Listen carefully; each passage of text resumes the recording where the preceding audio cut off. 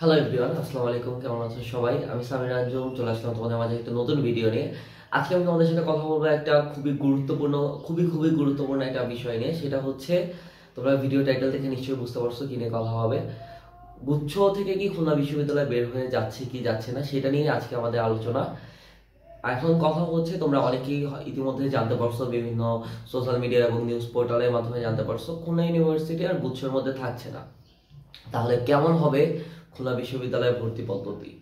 কি কি বা কোন কোন ইউনিটে পরীক্ষা দেওয়া যাবে, কিভাবে ভর্তি পরীক্ষা হবে, কে কোন ইউনিটে পরীক্ষা দিতে পারবা, তার সবকিছুই আজকে ভিডিওতে বিস্তারিত বলা হবে। ভিডিওটা না টেনে পুরো ভিডিও দেখো, নাহলে অনেক কিছুই মিস করবা। ঠিক আছে, এখন প্রথম কথা হচ্ছে খুলনা বিশ্ববিদ্যালয় নিয়ে তোমাদেরকে কিছু কথা বলি। তোমরা মোটামুটি সবাই জানো যে খুলনা ইউনিভার্সিটি এমন একটি ইউনিভার্সিটি যেখানে কখনো কোনো সেশন জট নাই, সেশন জ্যাম নাই, এখানে কোনো পলিটিক্যাল প্রবলেম নাই। এবং হচ্ছে সেশন জ্যাম, যেটা একটা অন্যান্য বিশ্ববিদ্যালয় থেকে এই খুলনা বিশ্ববিদ্যালয়কে একদম আগায় রাখে। খুলনা বিশ্ববিদ্যালয়ে তোমার কখনোই সেশন জট নাই। তুমি যেই ডিপার্টমেন্টে বা যে ডিসিপ্লিনে ভর্তি হও না কেন, তোমার কোর্স যদি 4 বছরের হয়, তুমি 4 বছরে শেষ করতে পারবা। অথবা তোমার কোর্স যদি, যেমন আর্কিটেকচার এবং আর্কিটেকচারের ক্ষেত্রে 5 বছর, তুমি 5 বছরের মধ্যেই বা নির্দিষ্ট সময়ের মধ্যেই তুমি তোমার গ্রাজুয়েশন কমপ্লিট করতে পারবা। তো এটা থাকছে হচ্ছে একটা মেন তোমার পয়েন্ট। এবং দ্বিতীয় একটা কথা আসে যে খুলনা বিশ্ববিদ্যালয়ে কোনো পলিটিক্যাল ইস্যু নাই, যে কারণে তুমি এইখানে অনেকে ভয়ে থাকো যে হচ্ছে পলিটিক্যাল প্রবলেম থাকলে পড়াশোনায় হ্যাম্পার হবে বা অনেক কিছু, সেটাও নাই। আরেকটা বড় বিষয় তোমাদেরকে জানাই রাখি, সেটা হচ্ছে খুলনা বিশ্ববিদ্যালয়ে কিন্তু র্যাগিংও নেই। ঠিক আছে, তো খুলনা বিশ্ববিদ্যালয় হচ্ছে এই 3টা দিক থেকে অন্যান্য বিশ্ববিদ্যালয় থেকে এক ধাপ আগায় থাকে। তো এখন আমাদের কথা হচ্ছে যে খুলনা ইউনিভার্সিটি কি গুচ্ছতে থাকবে কি থাকবে না। তো এই পর্যন্ত আমরা জানতে পারছি যে খুলনা বিশ্ববিদ্যালয় আসলে গুচ্ছর মধ্যে থাকছে না, এবং খুলনা বিশ্ববিদ্যালয় নিজস্ব পদ্ধতিতে ভর্তি পরীক্ষা সম্পন্ন করবে এবং সেভাবে হচ্ছে তোমাদেরকে ভর্তি নিবে। তো খুলনা বিশ্ববিদ্যালয় খুলনা বিশ্ববিদ্যালয় যেহেতু আলাদাভাবে ভর্তি পরীক্ষা নিবে, প্রথমে আমি তোমাদেরকে জানাই রাখি যে কে কোন ইউনিটে পরীক্ষা দিতে পারবা বা এখানে ভর্তি পদ্ধতিটা কেমন হবে। খুলনা বিশ্ববিদ্যালয় তোমরা জিএসটি তে যেমন দেখা যায় যে জিএসটি একটা ইউনিভার্সিটিতে পরীক্ষা দিচ্ছ তোমরা, এবং সেক্ষেত্রে তোমরা 24টি ইউনিভার্সিটির তে অ্যাপ্লাই করতে পারতা। বা যারা হচ্ছে সায়েন্সের ছিল, তারা হচ্ছে যারা সায়েন্সের ছিল তারা এ বি সি 3টে ইউনিটের জন্যই সাবজেক্ট চয়েস দিতে পারতো। এতে হচ্ছে সায়েন্সের সাবজেক্ট, বিতে হচ্ছে আর্টস, বিতে হচ্ছে তোমার হিউম্যানিটিসের সাবজেক্ট, এবং সি ইউনিটে হচ্ছে বিজনেস স্টাডিজের সাবজেক্ট। এবং যারা হচ্ছে বিজনেস স্টাডিজের, তারা হচ্ছে বি এবং সি, আর্টস এবং কমার্সের ইউনিটে সাবজেক্ট চয়েস দিতে পারতাম। এবং হিউম্যানিটিসের ক্ষেত্রেও সেম,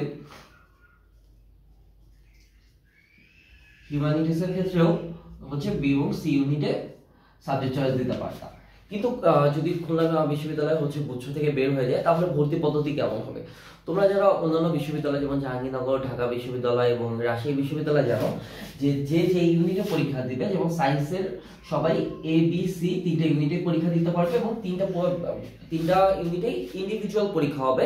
এবং যদি তুমি এ ইউনিটে পরীক্ষা দাও, ধরে নাও যে তুমি সায়েন্সের একজন স্টুডেন্ট এবং তুমি এ ইউনিটে পরীক্ষা দিচ্ছ, তুমি শুধুমাত্র এ ইউনিটের সাবজেক্টের জন্যই অ্যাপ্লিকেবল হবা।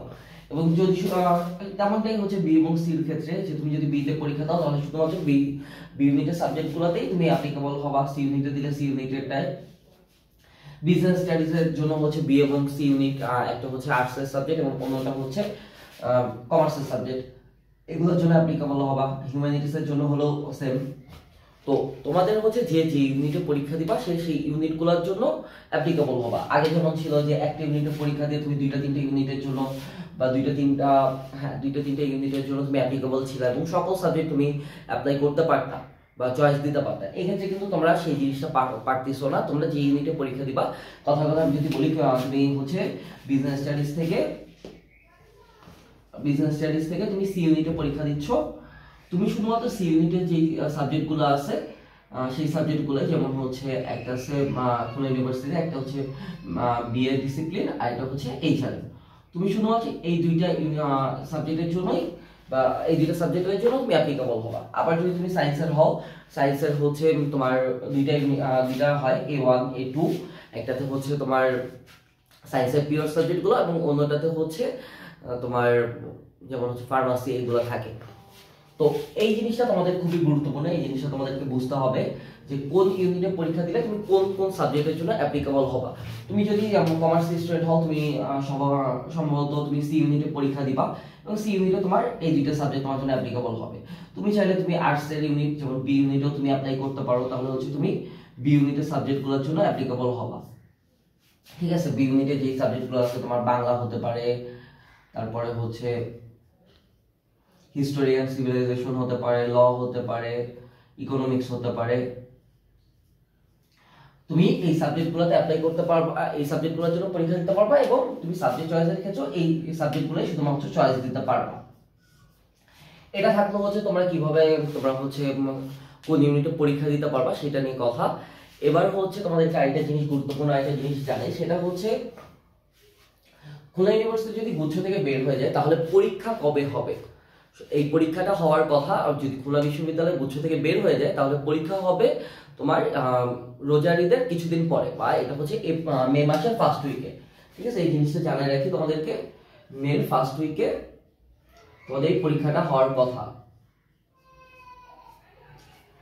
ঠিক আছে, এবার আসে হচ্ছে তোমাদের আরেকটা বিষয়, সেটা হচ্ছে তোমরা এই ইউনিটগুলোর জন্য কিভাবে প্রস্তুতি নিতে পারো। যেমন হচ্ছে এই সি ইউনিটের জন্য যদি তুমি প্রস্তুতি নিতে চাও তাহলে হচ্ছে শুধুমাত্র তুমি সি ইউনিটের জন্য প্রস্তুতি নিবা, বি ইউনিটের নিতে চাইলে বি ইউনিট, এ ইউনিটের নিতে চাইলে এ ইউনিট। এবং আমি কিন্তু বারবার একটা কথা মেনশন করতে যাচ্ছি, সেটা হচ্ছে তুমি যেই ইউনিটে পরীক্ষা দিবা তুমি কিন্তু শুধুমাত্র সেই ইউনিটের জন্যই অ্যাপ্লিকেবল হবা, সেই ইউনিটের সাবজেক্ট চয়েস দিতে অ্যাপ্লিকেবল হবা। গুচ্ছর ধারণা থেকে তোমাদেরকে বের হয়ে আসতে হবে। গুচ্ছতে যেমন তোমরা যারা কমার্সের স্টুডেন্ট তারা হচ্ছে কমার্সের পরীক্ষা দিয়ে কমার্স এবং আর্টসের সাবজেক্ট চুজ দিতে পারতা, যারা সায়েন্সের স্টুডেন্ট তারা হচ্ছে সায়েন্স, কমার্স, আর্টস এগুলোতে হচ্ছে চুজ দিতে পারতা, যারা আর্টসে তারা কমার্স এবং আর্টসে যাতে চুজ দিতে পারতা। তো এই ক্ষেত্রে কিন্তু তোমাদের সেই সুযোগটা থাকছে না, তোমাদেরকে তুমি যে ইউনিটে পরীক্ষা দিবা সেটা তোমাকে মনস্থির করতে হবে এবং সেই অনুযায়ী প্রস্তুতি নিতে হবে তোমাকে।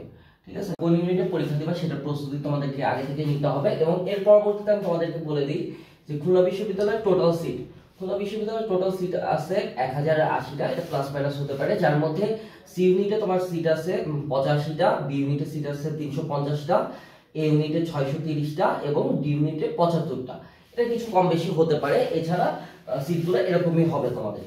ঠিক আছে, কোন ইউনিটে। এবং খুলনা বিশ্ববিদ্যালয়ের ক্ষেত্রে আরেকটা জিনিস তোমাদেরকে বলে রাখি, খুবই গুরুত্বপূর্ণ একটা বিষয়, সেটা হচ্ছে খুলনা বিশ্ববিদ্যালয়ের বি এবং সি ইউনিটের ক্ষেত্রে কিছু রিকোয়ারমেন্ট দেওয়া থাকে ইংলিশের ক্ষেত্রে, যে ইংলিশের জিপিএ এত থাকতে হবে, অথবা হচ্ছে তোমার ইংলিশের মার্ক যেটা মানে পরীক্ষা দিয়ে যে মার্কটা পাবা সেটা এত রাখতে হবে।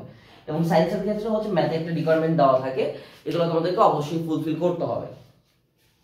এছাড়া তোমরা একটা জিনিস জানো যে এই বছর এইচএসসির ইংলিশের রেজাল্টটা খুব বেশি একটা আশাজনক হয় নাই, তো সেই ক্ষেত্রে ইংলিশের রিকোয়ারমেন্টটা কি হবে বা পরবর্তীতে সেটা আমরা হচ্ছে জানতে পারবো এবং এটা সার্কুলার দিলে আমরা বিস্তারিত বলতে পারবো। এবং এছাড়া তোমরা খুলনা বিশ্ববিদ্যালয় এবং গুচ্ছ নিয়ে তোমাদের যে কোনো প্রশ্ন থাকলে তোমরা আমাকে সরাসরি ফোন করতে পারো অথবা আমাকে হোয়াটসঅ্যাপ করতে পারো, এই যে আমার নাম্বার তোমাদেরকে এখানে দিয়ে দেওয়া হলো। তোমাদের যে কোনো ধরনের ইনকোয়ারি থাকলে তোমরা সরাসরি আমাকে কল করতে পারো অথবা হোয়াটসঅ্যাপ করতে পারো। এছাড়া গুচ্ছ নিয়ে কোনো সাজেশনের প্রয়োজন হলেও তোমরা আমাকে কল করতে পারো, আমি তোমাদের 100% গ্যারান্টি দিচ্ছি যে আমার থেকে তুমি সাজেশন দিলে গুচ্ছতে তোমার চান্স নিশ্চিত হবে। এবং গুচ্ছ যদি না থাকে, তুমি যদি খুলনা বিশ্ববিদ্যালয়ের জন্য তুমি হচ্ছে আমার থেকে সাজেশন নিতে চাও তাহলে সেক্ষেত্রেও তোমরা আমাকে সরাসরি কল করতে পারো বা হোয়াটসঅ্যাপ করতে পারো, আমি তোমাদেরকে 100% কমন সাজেশন দিয়ে দিব। সেই পর্যন্ত সবাই ভালো থাকো, সুস্থ থাকো এবং আমার জন্য দোয়া